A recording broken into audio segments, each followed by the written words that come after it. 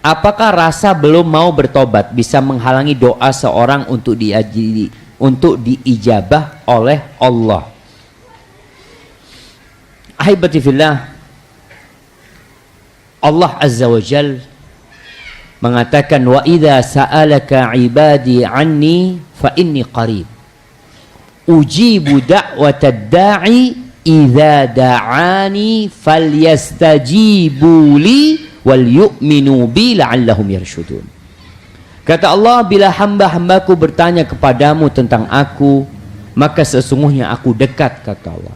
Aku kabulkan doa orang yang berdoa, permohonan orang yang berdoa kepadaku. Idza da'ani, kalau dia berdoa kepadaku, falyastajibuli, hendaklah orang-orang itu menjawab, menyambut perintah-perintah Allah, dilaksanakan perintahnya, dijauhi larangannya. Artinya ketaatan seorang hamba kepada Allah itu menjadi jalan dikabulkannya doa hamba. Sebagaimana al-israr alal ma'siyah, keinginan terus-terusan berbuat dosa, itu menjadi penghalang nggak dikabulkannya doa. Maka seorang hamba hendaklah berusaha untuk bertobat kepada Allah SWT. Niat tobat. Wallahi kemaksiatan ini nggak ada enaknya, jemaah. Kebahagiaan itu kedamaian, ketentraman yang ada dalam hati.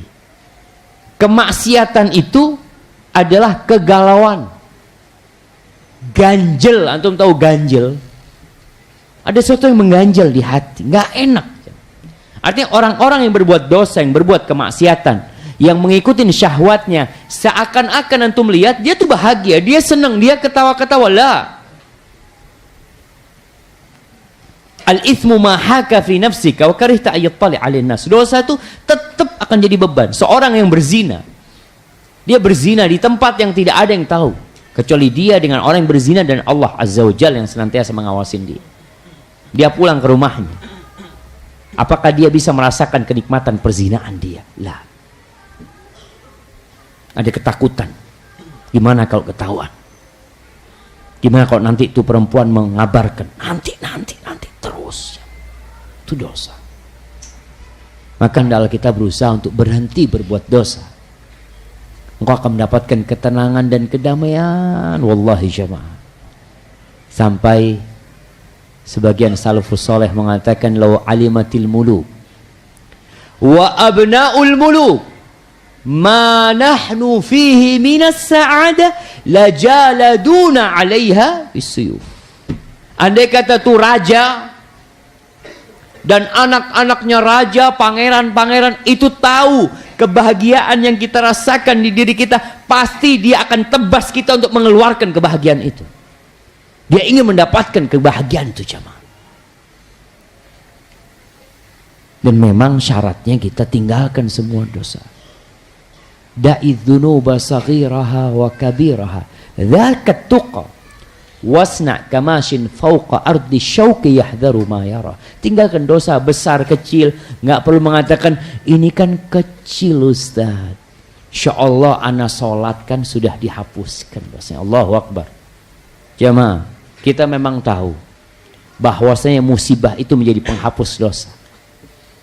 Bala itu menghapuskan dosa. Amal soleh itu juga bisa menghapuskan dosa-dosa kita. Tapi kalau engkau nggak ingin meninggalkan itu dosa, gimana engkau akan berhenti dari dosa tersebut?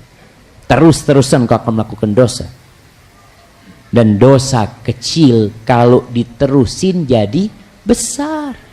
Seperti kerikil. Antum tahu gunung yang besar? Masya Allah. Antum kalau lihat jamaah berangkat ke arah Ajung sana, di sebelah kiri dulu ada gumuk jamaah. Tahu gumuk antum?